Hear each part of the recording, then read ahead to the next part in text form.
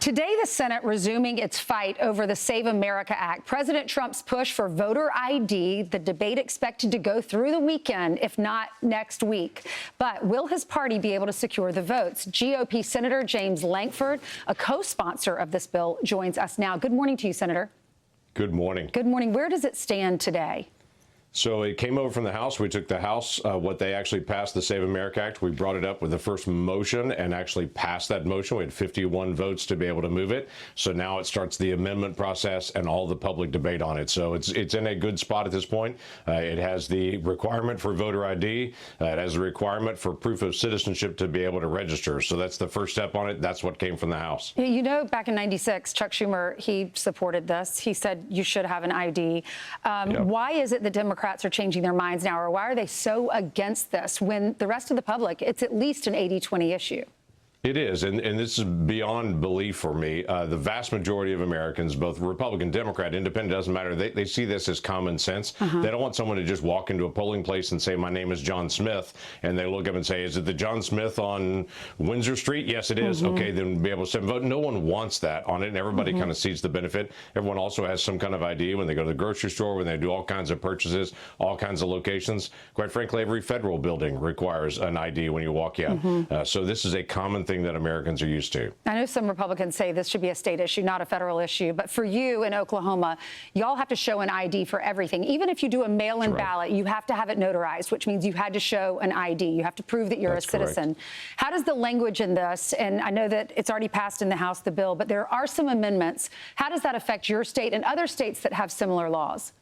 Yeah, so our Oklahoma law is very, very strong. We're considered one of the strongest, clearest examples of how to do a fraud-proof election. What we do in Oklahoma, you have to show an ID to vote, you have to show an ID to absentee in-person vote, and you have to show an ID to do mail-in balloting. That is, you go to a bank, you go to a post office, other places that have a notary, show an ID there, send your ballot in to be able to do it. So what I'm trying to make sure is whatever we do on this bill doesn't make our system weaker. It makes it that at least that level or stronger on it, because we have such a good, secure system in Oklahoma. Let's make sure that we can actually have other states have a system at least that's secure. Okay, well, we'll be watching also for filibuster, eliminating cloture, all of this. There's a lot on the table, but I do want to get to the second topic with you. Today, Senate confirmation hearings start for Senator Mark Wayne Mullen. And we have this conflict with Iran. 30 days, TSA, Social Security, DHS, FEMA not getting paid, these long lines at the airport.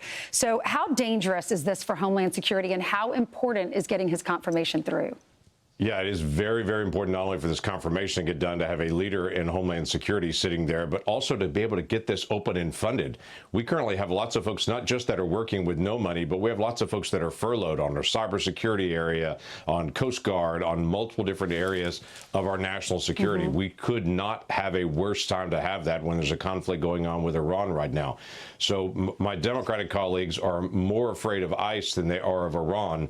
Iran is a much bigger threat than ICE to the country, and so we should actually prioritize where the priority needs to be on this, and to say let's actually have our Homeland Security actually funded and our folks paid. Yeah, I said Social Security. It's Secret Service. I had SS written down on my paper. All right, let me read what Senator Fetterman has written on X. He said, I'm not sure how many fellow Democrats will vote to support our colleague Senator Mullen as the next DHS secretary, but I am an I. So he is in support of this. We've heard a lot about these Iranian sleeper cells, Senator, and after 4 years of these open borders, how worried should Americans be? Well, we should be concerned about this. Now, again, we just pay attention to things. We shouldn't live our lives in fear, but we should pay attention to it. This is one of the areas that I was pushing so hard against the Biden administration on in their open border policy.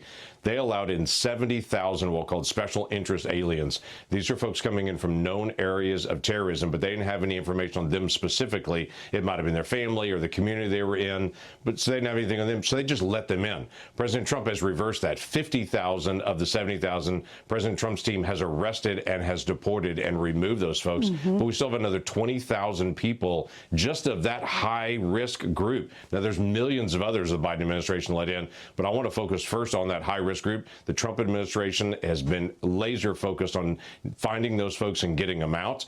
We still have 20,000 of those still left in the country. It's very scary.